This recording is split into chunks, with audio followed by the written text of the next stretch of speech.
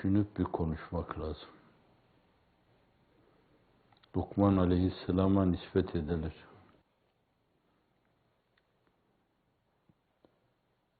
Bir varlığın en kıymetli uzvu hangisi filan diye getirirler. Veya söyler, getirinler. Onlar şurasını burasını getirirler. En kıymetli şey. Sonra o diliyle kalbini getirir. En kötü uzuv nedir diye yine onu getirir. Demek ki bu iki uzuv iyi olmada da kötü olmada da insan için çok önemli unsurlar sayılıyor. Kalp hep istikamet içinde atmalı, lisan da ona tercüman olmaya çalışmalı. Kalbinden gelmeyen şeyleri konuşmamalı. Kalbinden de hep iyi şeyler insan kurgulamalı.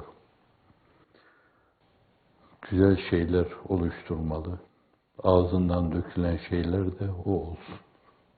İnsan kalbine bağlı yaşamazsa, dilini kalbinin emrine vermezse, hiç farkına varmadan yapıyorum dediği yerlerde çok yıkmalara sebebiyet verebilir. Bir söz var, kalbiniz gül gibi olursa şayet, gezdiğiniz her yer ıtriyat çarşısı gibi kokar. Fakat kalp bir zakkum ağacı gibi olursa hafizanallah, geçtiğiniz her yerde insanlara bir şeyler batırıverirsiniz. Bu açıdan evvela kalp kontrol altına alınmalı, şeytanın menfezleri kapatılmalı. Sonra da lisan onun emrine verilmeli. Sonra yapayım derken insan yıkabilir, hafizanallah. Herhalde içinde bir yazın içinde de vardı yani. Kabe bünyadi halili azer est, dil beyti Huday ekber est.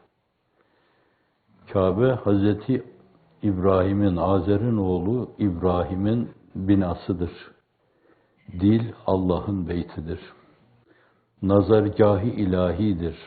Allah oraya tecelli eder.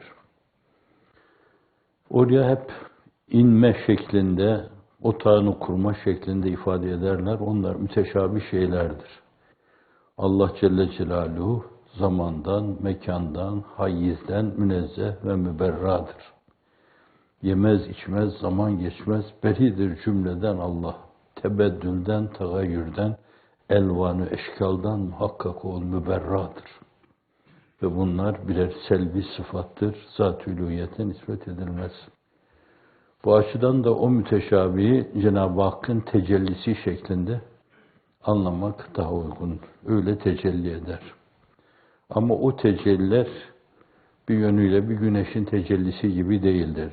Hatta bir nurani varlığın, bir Cebrail'in, bir Mikail'in, bir İsrafil'in tecellisi gibi değildir. Zat-ı uluhiyetin azametine uygun bir tecellidir. Öyle bir tecellidir ki hakikaten o tecelliyle siz onu görüyor gibi olma ufkuna ulaşırsınız. La akal onun tarafından görülüyor olma durumunu ihraz edersiniz. Bu açıdan kalbin kontrol altına alınması, onun bir insanı kalp haline getirilmesi çok önemlidir. Bu hususların başında da zannediyorum, hani şefkat, mülayemet, merhamet, zat-ı uluhiyeti bilmenin yanında bunlar çok önemli şeylerdir. Yine bir sözü hatırlatıyor bu. İnsanın imandan nasibi mahlukata şefkatiyle mebsuden mütenasiptir. Evet, doğru orantılı. Parantez içinde onu hep ifade ediyoruz. İnsanın imandan nasibi mahlukata şefkati nispetindedir. Ne kadar varlığa karşı şefkat duyuyorsa zannediyorum ekosistemcilerin de bundan alacakları dersler vardır. Bir karıncanın hakkı hayatı bile çok önemlidir. Bir sineğin hakkı hayatı. Ne kadar yaşıyorlar onlar? 2 ay mı yaşıyorlar, 3 ay mı yaşıyorlar? O yaşama sürelerine saygılı olmak, tabiatın bir parçası, onları korumak. Efendim, bir karıncaya ayağını basmamak hakkı hayatı var onun, yaşama hakkı var. Mahlukata şefkat nispetinde insanın imanı onunla mefsuden mütenasip. Hadis-i şerif olarak rivayet edilen men la yerham la yurham. Merhamet etmeyene merhamet edilmez. Zulmediyorsa, haksızlık yapıyorsa, irtikapta, ihtilasta bulunuyorsa, işleri tegallüfse, tahakkümse, tasallutsa, temellükse, milletin malına, mülküne gelip el koyuyorsa, canına kastediyorsa, ona zarar veriyorsa, ızrar ediyorsa, hatta biri yüzünden başkalarını ızrar ediyorsa şayet, işte onun imanı ona göredir. O merhamet etmediğinden dolayı ehli sema da ona merhamet etmez, semalar ötesinden de onun için merhamet söz konusu olmaz. Ve yine hadis olarak rivayet edilen irhamu men fil ard yerhamukum men fis sema. Yerde bulunan, debelenen şeylere merhametli olun ki semalar ötesi size merhamet edilsin. Bu meleklerin merhamet duygusundan, merhamet hissinden zat-ı üluhiyetin rahmaniyet ve rahimiyetle tecellisine kadar çok geniş dairede esas nazara itibara alınması gerekli olan bir şeydir. Günümüzde yitirdiğimiz şeylerden birisidir bu. Değil öyle bir karıncaya, bir sineğe basmak, bir arıyı öldürmek. Anlayamamışız dini mübin İslam'ı. Allah'ın ahseni takvim mazhar etti insanlara bile zulmetmeden, haksızlık yapmadan, irtikaptan, ihtilastan geri durmayacak kadar sinelerde bir vahşet hissi çarpıp durmakta. Öyle ki çehrelerine baktığınız zaman bir nedamet hissi de göremiyorsunuz. Yaptıklarını yapmışlar, gırtlaklarına kadar zulüm irtikab etmişler. Fakat gözlerin içine baktığınız zaman hel min mezid diyor gözler. Daha var mı? Kolunu koparmış, öbürünü de koparmalıyım diyor. Öbürünü de koparıyor, boynunu da koparmalıyım diyor bunun. Bunun boynunu kopardım, yakınlarının da boynunu koparmalıyım bunun. Bununla telefon konuşması yapmış belli bir kanaldan, onun da boynunu koparmalıyım. Mümin nasıl iman mevzunda hel min mezid diyor, bir türlü doyma bilmiyor. Allah'ım daha diyor. Şefkatten mahrum bir yönüyle kin, nefret, gayz insanları da bir türlü gayızdan, nefretten, kinden, zulümden doymuyorlar. Ne kadar yaparlarsa yapsınlar daha var mı? Oturup kalkıyorlar. Şunu yaptık fakat bunlara karşı bu tavır ve davranışlarımız bizim fiyaskoyla neticelendi. Acaba daha ne türlü bir entrika çevirmeliyiz ki bunların hakkından gelelim? Yani zulmü katlayalım, müzaaf zulüm yapalım, mük'af zulüm yapalım, mük'af der mük'af zulüm yapalım. 3 buğutlu, 4 buğutlu, 8 buğutlu, 8 derinliği olan zulüm yapalım. Evet,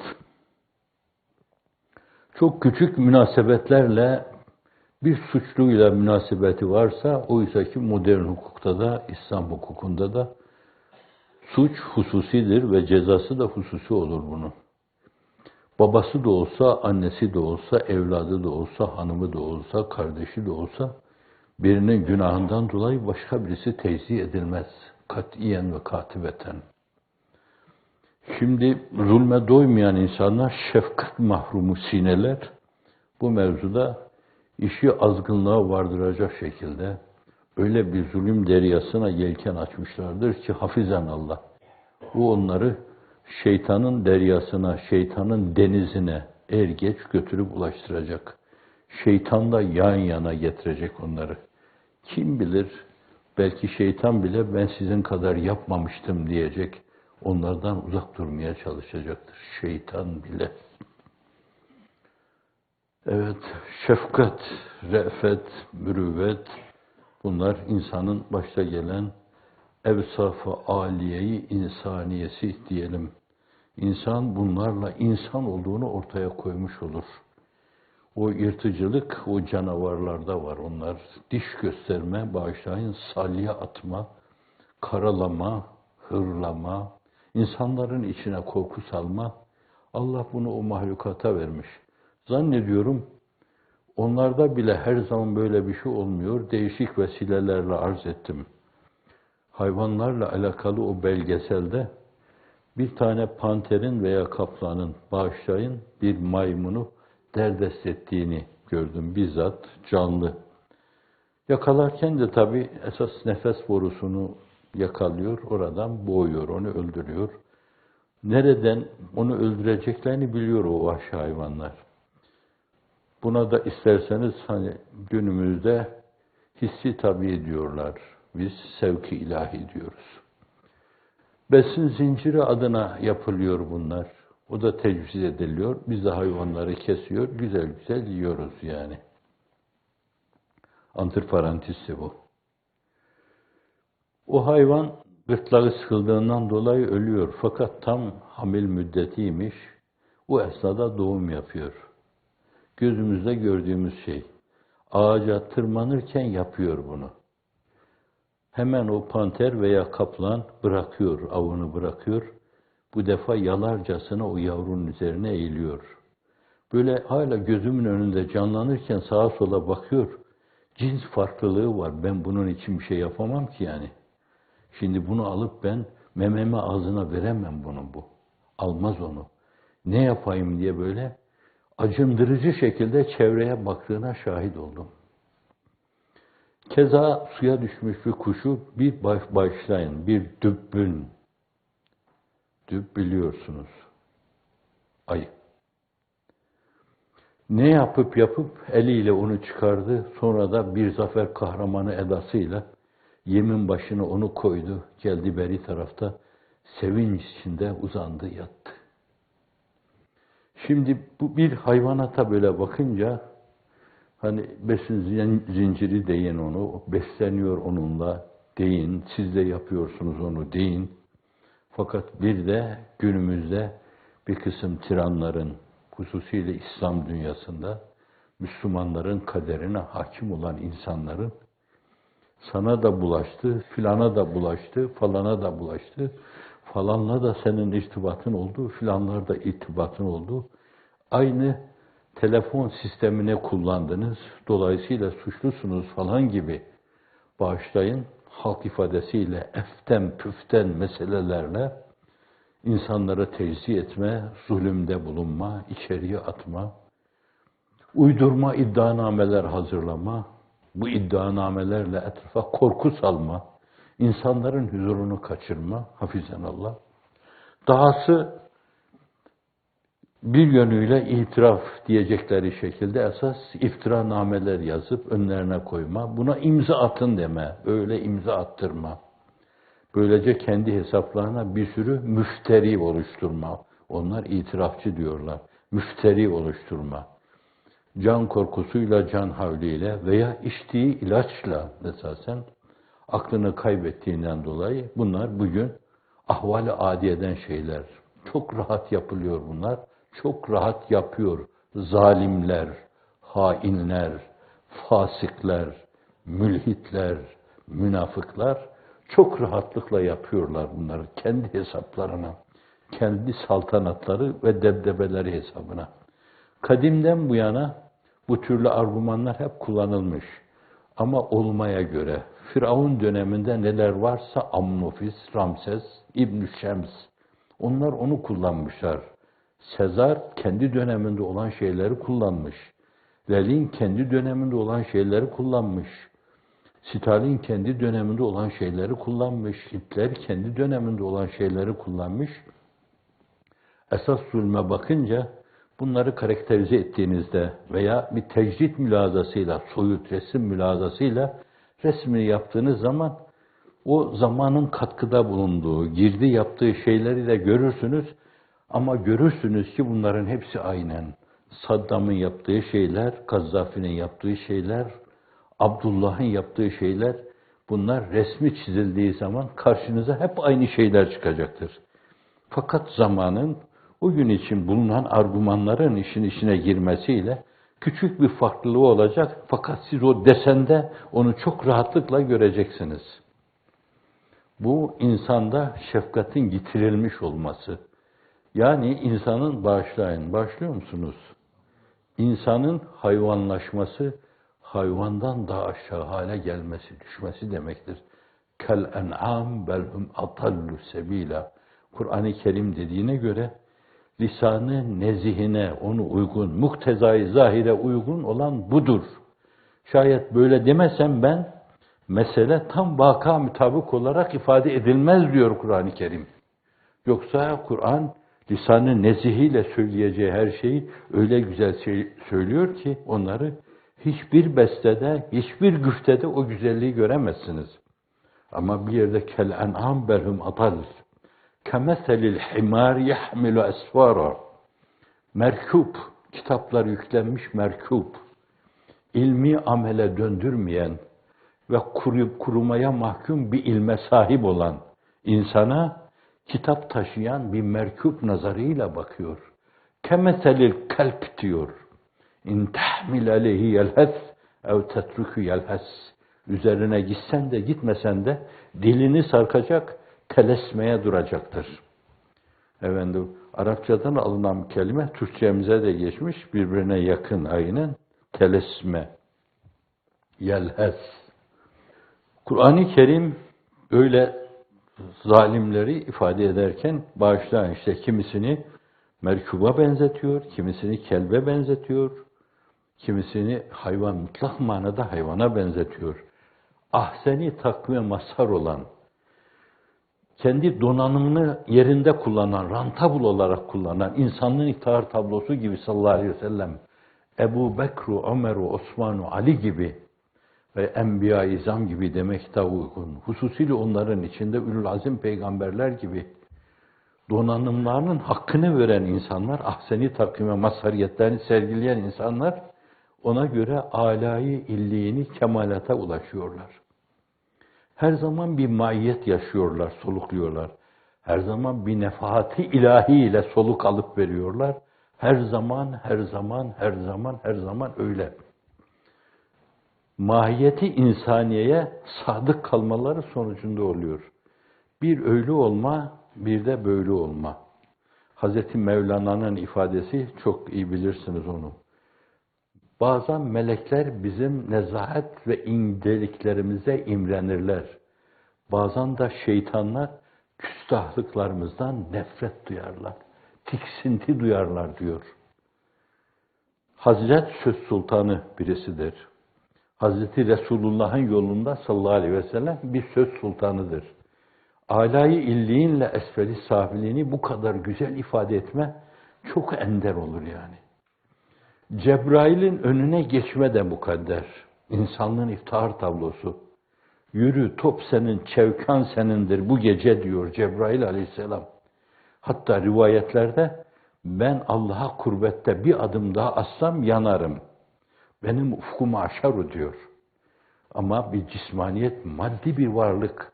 Atomlardan, elektronlardan, nötronlardan, protonlardan mürekkep olan bir varlık. Fakat o nurdan yaratılan varlığın önüne geçiyor orada.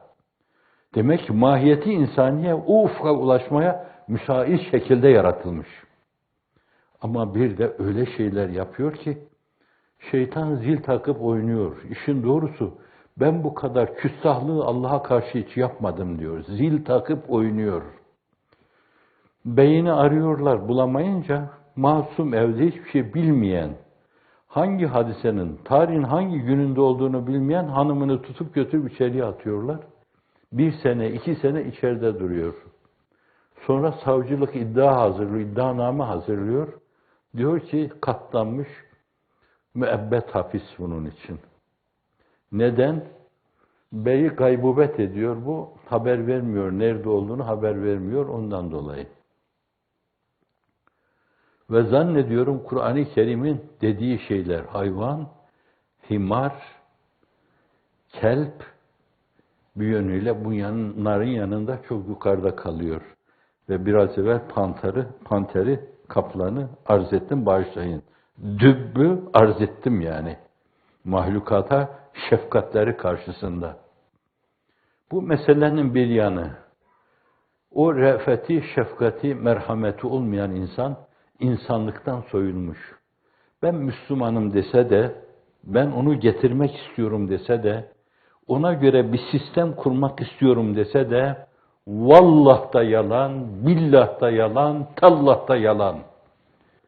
Hep yemin üzerine Allah'ın yemininin meselenin ciddiyetini aksettirmesi açısından meseleye öyle bakmak lazım. La uksimu bihâzel beled ve ente hillun bihâzel beled ve validin ve ma veled. لقد خلقنا الإنسان في كبد أيحسب أن لن يقدر عليه أحد يقول أهلكت مالا لبدا أيحسب أن لم يره أحد ألم نجعل له عينين ولسانا وشفتين مثل sayıyor ولسانا وشفتين وهديناه النجدين bir felaktahamel akabe diyor. Esas aşması gerekli olan o uçurumu aşamadı diyor. Ya Ebu Zer ceddidi sefinete fe innel bahre amikun ve huzi zade kamilen fe innes sefere ba'idun ve haffifil himle fe innel akabete kaudun ve ahlisil amele fe innen nakide basirun. Ey Ebu Zer, uzun bir yolculuğa açılmış görünüyorsun. Sürekli değişik limanlara, yalılara çekilerek gemini bir kere daha gözden geçir. Restore edilecek, gözden geçirilecek yanları varsa gözden geçir. Çünkü çok uzun bir yolu kat etmekle mükellefsin diyor. Gemini her zaman yenile. Buna ceddilu imaneküm bi la ilahe illallah hakikatiyle bunu irtibatlandırmaktan mümkündür. Her zaman imanınızı la ilahe illallah'la yenileyin. Sahabi efendilerimizin birbirlerine dediği gibi Teala nü'min saaten gel hele şöyle bir süre bir kere daha Allah'a iman edelim. Yani imanımızı yenileyelim. Kur'an ya eyyühellezine amenu aminu. Ey iman edenler! İmanınızı bir kere daha gözden geçirin, yenileyin. Yani oturun kalkın hep sohbeti canan deyin diyor. Şimdi Ebu Zer Efendimizin ifadesi ceddidi sefinete fe innel bahr amikun. Derya çok derin. Batma ihtimali var hafizanallah. Götüremezsin. Onun için sık sık o gemiyi gözden geçirmen lazım, kontrol etmen lazım. Restorasyon gerekiyorsa, tamir gerekiyorsa tamir etmen lazım. Ve huziz zade kamilen fe inne sefere ba'idun. Azığını tas tamam al. Zira yolculuk çok uzun diyor burada. Müminin bu uzun yolculukta alacağı şey evvela imanı billah, sonra İslamiyet. İslamiyet olmayınca imanı billah kurmaya mahkumdur. Sonra marifetullah, sonra Allah'ın lütfu olarak muhabbet, sonra zevk-i ruhani, sonra aşk-ı iştiyakül kaullah. Peşi peşine birbirinin lazımı gibi, lazımı gayri mufariki gibi gelen şeyler. Fakat bunlardan birisinde kusur edildiği zaman da hiç farkına varılmadık şekilde bu defa bir fasit daire oluşuyor. Bir kısır döngü oluşuyor yani. İmanınızı amelle beslemediğiniz zaman o kurumaya mahkum oluyor. Ve dolayısıyla katiyen marifet adına bir şey bilmiyor. Muhabbetten nasipsiz yaşıyor. Aşkı iştiyak rüyasını bile görmüyor onun. Bir an evvel Allah'a kavuşayım, bir şeb-i arus yaşayayım. Rüyasında bile görmüyor onları. Birbiriyle çok irtibatlı. Biri diğerinin lazımı gibi bir şey. Efendim vahuzizzade kamilen fe inne sefere ba'idun. İmanu billah, İslamiyet, iyilik, güzellik, biraz evvelki mülahazalara bağlayacak olursanız insanları kucaklama, her insana insan olduğundan dolayı saygı duyma, ela meratibim derecesine göre seninle aynı safta rükûa giden, başını yere koyan, Ya Rab diyen Allahümme leke secettu ve bike amentu ve leke essemtu ente Rabbi secede veçhillahillezî halakahu ve şakka sem'ahu ve basarahu tebârekallahu ahsenul hâlikin diyen birinci safta sana yakın olan insandır. Ona Kalbi alakan, kalbi münasebetin ölçüde olacak. Kalbi alaka ve kalbi münasebet. O ölçüde sana yakın durmayan bir insan, meseleyi sadece rükûyla geçiştiriyor. Allahümme leke reka'tu ve bike amentu ve leke essemtu haş'a semmi ve basari ve muhki ve azmi ve asabi ve mestakallet bi kademi lillahi rabbil alemin. Onun dersi de oraya kadar. Ona da o kadar.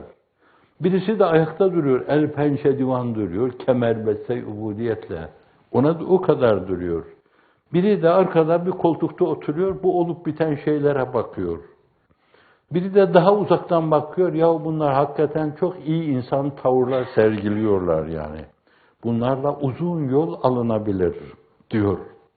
Bu açıdan insanlarla münasebette bütün bu farklılıkların hepsine değer atfetmek suretiyle o da makbul, o da makbul, o da makbul. O tabiri çok kullanmamışlar. O makbul, o makbul, o makbul ama birisi var ki o akbel. Makbuller makbulü bir şey. O da seninle beraber meseleyi 10'da 10 paylaşan demektir. İşte yüzünü yere koyan, içini Allah'a döken insan. Ve huzi zade kamilen fe inne sefere ba'idun. Dünya adına ve haffifil himle fe innel akabete kaudun. Dünya adına öyle ağır şeyler altına girme. Sarayım olsun, villam olsun, makamım olsun, payem olsun ve ben gezdiğim yerde millet ayağı kalksın, beni alkışlasın. Eşin yok, menendin yok, kâkülü gülberlerinin tek kılına acem mülkü fedadır desinler. Bütün hayatını bu türlü hülyalar arkasında geçirsin. Hafizanallah öyle bir yük, öyle bir vebal altına giriyor ki bu. İşte bu biraz evvel ifade edilen kel enam belhum adar. Kemeselil himar yahmile asfara. Kemeselil kelb in tahmil aleyhi yelhes ev tetruku yelhes oluyor. Ve haffifil himle fe innel akabete kaudun. Eğer bir uçurumu aşacaksan, dağlara tırmanan insanlar gibi bir tırmanıcı isen şayet, bence sırtına çok ağır yükler almayacaksın. Dünya adına ağır yükler almayacaksın. Alacağın şeyler öyle şeyler olmalı ki üveyik gibi seni kanatlandırmalı. İman kanatlandırılır, İslamiyet kanatlandırılır, marifet kanatlandırır, muhabbet kanatlandırır. Fakat dünya sevgisi, dünyaya meylü muhabbet, onu ahirete tercih etmek, alkış, takdir, makam, mansıp, paye. Bunlarsa insanı adeta paletleri altına alıp ezen, presleyen şeyler gibi hususlardır. Onun için insanlığın iftihar tablosu burada ve haffifil himle fe innel akabete kaudun. Çok sarp bir yokuş, aşacağı yokuş diyor. Meseleye öyle bakmak lazım. En sonunda ve ahlisil amel fe innen nakide basirun. Amelinde ihlaslı ol. Zira her zaman seni gözetleyen o basirdir. Hangi tavır içindeysen, hatta içinden geçen şeyleri ve nahnu akrabu ileyhi min hablil verid beyanıyla kendisini bize tanıtan Zat-ı Ecellu Ala Hazretleri en gizli şeylerimizi, aklımızdan geçen şeyleri, nöronlarımızda dolaşan şeyleri, hafızamızda dolaşan şeyleri, dile misafir olmayan bir yönüyle, yüz mimiklerine misafir olmayan şeyleri, onları dahi biliyor, duyuyor, görüyor, iyi ise değerlendirmeye tabi tutuyor. Kötü ise burada veya öbür tarafta senin yüzüne çarpıyor. Ve yüzünde bir kısım zift hissediyorsun. Hafizanallah. Fakat o zifti burada sen icat ettin. Sen diyorum yahu. Ben yani icat etmişim. Hafizanallah. Evet. Felaktahamel akabe diyor. Bu akabe yani bu meselelerin hepsini yerine getirmek suretiyle o uçurumu aşamadı. O kandan irinden deryaları geçemedi. Bu yol uzaktır Yunus diyor. Menzili çoktur. Geçidi yoktur. Derin sular var. Akabe odur. Bu yol uzaktır. Menzili çoktur. Geçidi yoktur. Derin sular var. Hatta Kıtmir kandan irinden deryalar var. Yılanlarla, çıyanlarla esasen değişik güzergahların tutulduğu bir yolda yürüyorsun. Ona göre Tavuğunu alacaksın. Akabe o. Akabeyi aşamadı diyor bir kere. Esasen takıldı, yolda kaldı. Hafizanullah. Cenab-ı Hak kendine doğru giderken takılıp yolda kalmadan bizi muhafaza buyursun. Ve ma edrakemel akabe diyor. Akabenin ne olduğunu nereden bileceksin? Böyle diyebilir. Mahallelerde böyle diyenler var. Akabenin ne olduğunu biliyor musun sen? Böyle diyenler, böyle mal verenler var. Ve ma edrakemel akabe. Fekku rakabe. Bir insanı hürriyete kavuşturma diyor. Köleliğin söz konusu olduğu dönemde, bir dönemde bütün insanlık köleliği kaldırma mevzunda zahiri köleliği kaldırma. Fakat manevi şekliyle devam ediyor. Biraz evvelki mülahazalara bunu yapabilirsiniz. Mülahazalar içinde mütalaya alabilirsiniz. O manevi köleleştirme devam ediyor. Halayık halinde bir yönüyle pariye gibi kas sistemine göre 10 basamak aşağıda görme gibi şeyler devam ediyor ve kapı kulları gibi bakılıyor insanlara, devam ediyor. Ama zahiri bir kölelik vardı ki o savaşlarda elde edilen insanlar, Müslümanlar ilk dönemde bunları yanlarına alıyorlardı. Hal ve temsille Müslümanlığı bir yönüyle onlara zevk ediyorlardı, aşılıyorlardı. Antiparantez arz edeyim. Emevi döneminde Abdülmelik veya Mervan diyor bu hadis ravileri içinde, tabiin büyükleri içinde birkaç tane insan ile sayın bana veya meseleye nasıl yaklaşıyorsa falan insan nasıl mevaliden diyor o, falan o da mevaliden, falan o da mevaliden. 100 tane insan saydırıyor, 80 tanesi mevaliden çıkıyor. O hadisin 7 tuğla sahibi insanlar, mevaliden çıkıyor bunlar. Bir dönemde köleymiş, birinin yanında hürriyete kavuşmuş ve aynı zamanda o ruhunun enginliklerini bir yönüyle ona nefretmiş. Kendi derinliklerini ona aksettirmiş. Dolayısıyla onlar ibadet abidesi haline gelmişler. Ve dinimizi sağlam birer kanal olarak bize intikal ettirmişler mevali. İşte orada fekku rakabe diyor. Esasen hürriyetini kaybetmiş. Hani usulü hamsenin 6.'sı sitte filan dediğimiz şey hürriyet meselesidir. Yani insanın canı, malı, aklı, nihayet nefsi. Bunların yanında bir de bazı usulcüler, usulü din uleması hürriyet diyorlar. Hazreti Pir de bu meseleye yaklaşırken biraz o mülahazayı değişik bir zaviyeden ifade ediyor. Yemeden içmeden yaşarım ama ben hürriyetsiz yaşayamam diyor. Hürriyet bir yönüyle insanlığın lazımı gayrimufarikıdır. Hür olmayan insanlar eli kolu bağlı, zincirli, ayağında bilmem ne filan evlerin içinde tutuyorlar öyle. Bu insanların hürriyetlerine zincir vurulmuştur. Bunların hepsinin salı verilmesi mevzu fekku rakabe kategorisi içine girer. Onlar öyle hürriyete kavuşturulmakla fekku rakabe kategorisine girdiği gibi bunlar da fekku rakabe kategorisine girer. Nedir akabeyi aşamama? Aşamadılar. O fekku rakabe. Köle azat edemediler. Ev it'amun fi yevmin zi mesgebe. Açlığın, susuzluğun, kahtın bir yönüyle imkansızın söz konusu olduğu bir yerde muhtaç birisine, bir fakire veya bir miskine yedirme mevzu. İşte onu yapmadılar. Yetimen zâ makrabe, yakın olan yetim diyor. Uzakta da yetim olabilir de fakat evvela yakından başlamak lazım. Demek ki o önem arz ettiğinden dolayı ondan başlamak lazım. Bu diğerlerine bakmamayı gerektirmez. Fakat onlar tali derecede, sani derecede, salis derecede, rabi derecede, hamis derecede birer konumda bulunuyorlar.